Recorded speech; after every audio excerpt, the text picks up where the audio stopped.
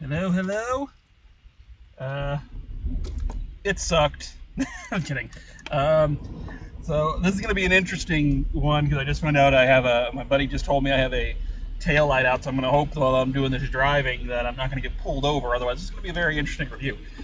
So anyway, just got out of Captain America: Civil War, and I don't know how long of a review this one is going to be, which I'm sure you're all really sad about. Y'all love listening to my beautiful voice.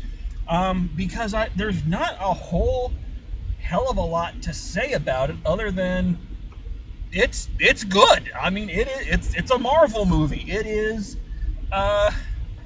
everything you've come to expect from a Marvel movie and then some. Every review I've heard of it praises it, and it deserves it. It's a really great film. It's kind of funny to me. This happens every so often with movie studios, where two studios, I should say, release films of very similar content, very similar story structure, very similar themes, within the same year and very close to each other. Armageddon and Deep Impact, Bug's Life and Ants. Those are just the two that come to mind. And this one and Batman v Superman, which I hate to beat that dead horse again, but the only way I can think of to really give you my feelings on this film is to just tell you it feels like with Captain America: Civil War, Marvel somehow got an advanced cut of Batman v Superman and said, "You think that's what a superhero versus superhero movie looks like? No, this is what a superhero versus superhero movie looks like." I'm going to say this in this review, like always. I put the spoiler warning up, but again, I don't think there's really much of anything that needs to be spoiled. Everything you need to know about this movie is kind of there in the trailers, or any of the major secrets that are revealed. You've already known from previous Marvel films. The characters find out some of this stuff, but we as the audience have already known it. So there's not like traditional spoiler warning. So the only thing you can really spoil is kind of what they do with it and how epic some of these things are. And I can sit here and describe it to you all day. It is not going to match seeing it. Let me get that out of the way first. This movie, I think more than the other Marvel films for me, it took a little while to get into.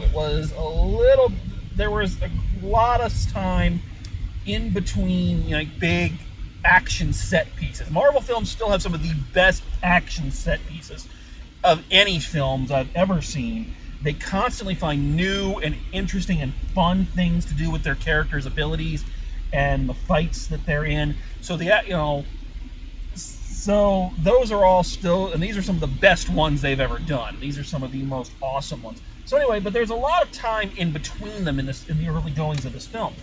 It's not bad. It's just it took me a little while to kind of get going. Once it hit, I was hooked. I was sold. I was ready to rock and roll. This film is all at once. It's a Captain America sequel. It feels a little bit like an Iron Man sequel, and it feels a little bit like another Avengers sequel. And it does it all and balances it. It's a long movie. But unlike, again, its unfortunate cousin there, this one was not a slog to get through. This one was like you are sitting there and you're fine with going through it all because there's a lot of stuff you want to see, and they deliver. I'm just going to say that, if nothing else, if all this movie had going for it was the promise of superhero versus superhero mega battle, folks, you would not go home disappointed. This is one of the best fight scenes ever, with all these characters we've come to know and love, and some new ones. And all of them are doing the most awesome stuff. They're using the best versions of their powers and their abilities. It's just brilliant. So it is one of the best fight scenes ever. So anyway, there's a lot of praise from me on this one. I guess the thing everybody's talking about is, of course, the new Spider-Man debuting in this, and he's good. And I'm glad. I was a little worried going into it. Again, beating the dead horse here, that Spider-Man was going to end up being kind of like Wonder Woman was in BVS, where he wasn't a character, he was just a walking trailer for another movie. And it's not to say that he's not, but they take the time to establish him, to give him a bit of a backstory. And what's great is they don't feel the need, they kind of feel confident in that everybody in the movie-going audience knows who Spider-Man is by this point, knows his history. So they didn't feel like they had to re-drudge it up. The kid playing him is good. I was a little surprised. I guess this might be a spoiler. I don't know. But not if you read IMDb. I was a little surprised that they cast Marissa Tomei as Aunt May. Like, that was a little bit. I mean, she's not a spring chicken, but she doesn't look, like you picture Aunt May look like Rosemary Harris from the Sam Raimi version. So having her be Aunt May was a little bit of a huh? But I mean, it works. I don't know. It seems like with this Spider-Man, they just in the scenes he has, which aren't a lot, you feel like this is right. This is Spider-Man. This feels more like the Sam Raimi ones in a good way, and they've done away with all that slog of those god-awful, amazing Spider-Man movies. So he's good, and it does exactly what you want it to do. It makes you go, okay, I'm ready for Spider-Man Homecoming. The guy who's not getting enough praise out of this is the guy playing Black Panther, who I can't remember his name off the top of my head, but he's really good. And I've seen some of the other films he's done, and he's a young up-and-coming actor, kind of like Michael B. Jordan. One of these young up-and-comers that you can see just has a really bright future, and it's all on display in this. He's very good, and again, kind of in that Marvel Studios well-oiled machine. Now I'm really excited for his film, which is excellent because we're getting into that point with these Marvel films where we're getting into the more obscure characters. They touched on that with Guardians of the Galaxy, and of course we all know how that went. But now we're getting into Doctor Strange, we're getting into the Black Panther, we're getting into Captain Marvel. These are ones that only hardcore fans really know about, and even regular fans. I know Black Panther, I know Doctor Strange, I know Captain Marvel. I don't know really anything about them and their deep history. I don't know who their major villains are. I don't know, a lot of their history. I don't know. I've read comics with them in it. Captain Marvel, pardon me, probably the one I know the most about. So now we're getting into that point where they really have to start trying to sell you on these other characters, and they're doing a great job. This kid, I don't mean to call him a kid, but he is a young man. This guy playing Black Panther is awesome, and he does a lot of great things in this role. The only thing that kind of makes you wonder is, like, what exactly are they going to do for a Black Panther movie now? Because they kind of told Black Panther's origin story in this. So obviously his first solo film is going to feel a little bit more like a sequel than it does a standalone film. So I don't know. It's going to be really interesting to see what they do. So you notice I'm talking a lot about all these other characters, and it's great to see. We see everybody but Guardians of the Galaxy, Thor, and Hulk. Everybody else who's been established in these Marvel films since Iron Man is here, and they all have, it feels like, equal screen time, and yet at the same time, they're still able to make Captain America kind of the centerpiece of it. So I guess let's talk about, just real quick, some of the things that I didn't really, not that I didn't like, it's not that, none of these are bad, it's just these are things that kind of make me go, as I'm praising it so much, let's just show that I'm not, completely biased. The major thing for me about this film in the negative kind of category, this is more of a character interpretation than it is an actual criticism. I was never really a fan of Captain America in the comics, because to me, he was always this, I know everything, I know what's best for everybody, I know my way is always the most morally correct and all this kind of thing. And at least that's the image I always got from him. I was never a big reader of his comics. And I felt like they've really avoided a lot of that in his movies and the Avengers films. You know, that he's a guy who kind of has a different moral upbringing. So of course he's always at odds. He kind of has that, you know, starry-eyed, you know, optimist kind of thing that this is how the world should be. But it didn't feel like he was ever, you know, kind of lording it over everybody. And in this he starts taking that turn, and they justify it in that, you know, again, spoilers, he's kind of torn between his relationship and his friendship with his best friend from his childhood, who is also his only link to his past, like the only person, you know, who is still around from, you know, before he became Captain America. So you understand why there's that strong bond and why you'd go to bat for your best friend no matter what they said or did. And his allegiance to the Avengers and Tony Stark and all of that. So you get that, but he is so, from the beginning, just so against compromise and so against, you know, hearing the other side out, that, you know, he does start to come off, at least to me, as a little bit of that, I know what's best for everybody, I'm the most morally upright, and, you know, kind of a little bit of a jerk, you know? And that is a character interpretation from me. Chris Evans is still awesome, and they still give you the point that he has a moral center. But you do get a little tired of at least I do, of the Cap workshop. You know, everybody's like, oh, it's Captain America, oh, Captain America, oh, you know. So there's that. And again, that's nothing that ruins the film for me. It's just a tiny little thing.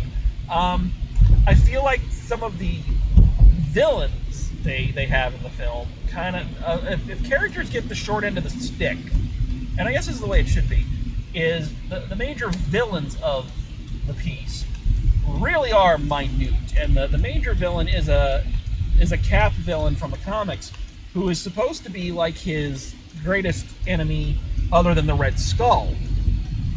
But really, they didn't have to make this character that guy. I mean, they could have just made it anybody. His backstory is it's good and it's compelling, but I felt like they just named him this character. I'm not going to say it just for spoilers, just so that there was some link to the comic. And I felt like, But again, with these movies, you never know how, you know, years down a few films down the line, if he's going to come back and be even, you know, kind of be that guy finally.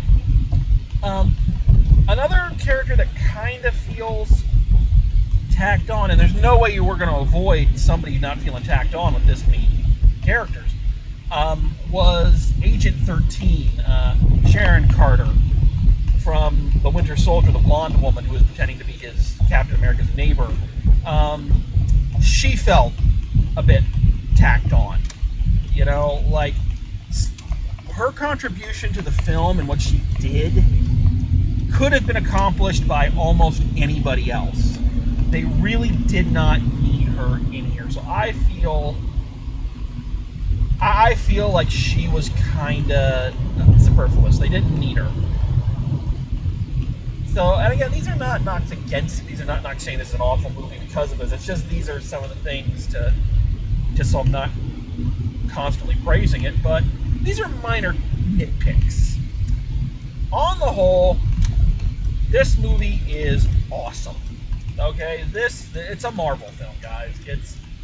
We know what it is. We know how good it is. We know how good they are at what they do, and this movie is kind of the antithesis of this. I go against the critics, and I've heard some people say that, you know, well, this should have been the Avengers sequel. You know, Age of Ultron was terrible, and, you know, we should have just gone straight to Civil War. And I very firmly disagree with that. We needed Age of Ultron to get to this point. Age of Ultron was a little subpar. Not a bad movie, but it was kind of just the Avengers again. But what it did for us, aside from introducing new characters like Vision and Scarlet Witch, it gave us a status quo. Because the first Avengers film was about them all coming together. So we needed a film to show them together, that this is how they operate, this is what they do. And then you can have a film about them falling apart. So we needed Avengers: Age of Ultron. That's the other funny thing. To talk about this for a second. I'll again put up the spoiler alert thing for you. Anybody who doesn't know, in the comics, Vision and Scarlet Witch have a romantic relationship. So we're going to say that. Both actors are great. I really like Elizabeth Olsen. I've really grown. I hate her in Godzilla, but I hate the Godzilla movie in general. So I hate her in that, but she has really proven something to me. She's definitely proven that she's way better than her older sisters by a long shot. So she's great in this. I love Paul Bettany as Vision. And they start hinting a little bit in this one, just in some of their scenes, that there is a little bit of a flirtation or an attraction or something going on between them. And that's fine. But here's the thing. One, the actor playing Vision is much older than Elizabeth Olsen. Now that's fine. You know, that's cool. I mean, I did a whole thing on that when I was reviewing Hello, My Name is Doris. And they didn't do anything creepy or anything like that. But they dress him in these clothes that make him look like a 50s sitcom dad. You know, like, all he was missing was the pipe. So he's there dressed like somebody's dad. Already an older actor. You know, just kind of, it's okay, kitten. You know, it's like, you get a little bit of a feeling from it. Just a tiny bit. Again, it's one of those choices that's more kind of funny in its awkwardness as opposed to, like, really creepy. But it's just something I noticed. It's like, oh, okay, then. But yeah. So, all in all, great movie. You get every character again from all the films are here, and they all get their moment in the sun. They all get to do something cool. Robert Downey Jr. really does a great job as Tony Stark, which nobody should be surprised at by this point. But a much different Tony Stark than kind of the one we've seen before. You know, that was one of my concerns with this, having been a fan of the original storyline of Civil War in the comics, of how they were going to justify Tony and Steve being on the sides that they were in the movies. And I think they did a nice job of it. None of it feels tacked on. It feels like natural character development, which is good. And he really, Robert Downey Jr. really plays it off. They kind of shows why he's kind of the linchpin of these films in this universe. Why he, his Tony Stark is kind of the father of it all. So yeah, by this point if you're going to go see this movie. It's kind of like, I remember critics saying once that there's nothing more useless than a critic reviewing a Harry Potter movie, because, especially as they got up there in numbers, you knew if you were a Harry Potter fan, you were going to go see those movies, and if you weren't, the odds that you were suddenly going to jump in the middle were kind of slim. So, by this point, I think we all know, if you're a fan of these movies, you're going to go see this. If you're not a fan of these movies, you're not going to go see it. So by now you know, and by judging by how packed the theater was, even for a 12 o'clock showing on a Sunday, you're all going to go see this movie. You don't need my opinion to sway you one way or another. So would I buy it on DVD? I want to buy it on DVD right now. I'm mad they weren't selling it in the lobby. So, yeah, great film. Perfect summer blockbuster. Typical Marvel fare. If you haven't checked it out, go check it out. So, this may be the last one of these for a while. I don't know if I'm going to do one next week. I'm getting ready to head out for the summer, and I don't know how often I'm going to get to the movies. So, if I do go to see a movie, I will give you a review from Alaska. We'll get one of these from there. But they're kind of going to be few and far between. I know everybody's really sad about that. I know I'm breaking the internet with how many views I'm getting. And also, just because, like I've said before, there's not a lot coming out this summer that I'm like, oh wow, gotta go see that. And yeah, I really want to stand in line to see Ninja Turtle and Star Trek. So, don't know when I'm going to post another one of these again, but I hope it will be soon. So, until next time, have a great summer, drive safe, and we'll see you at the movies.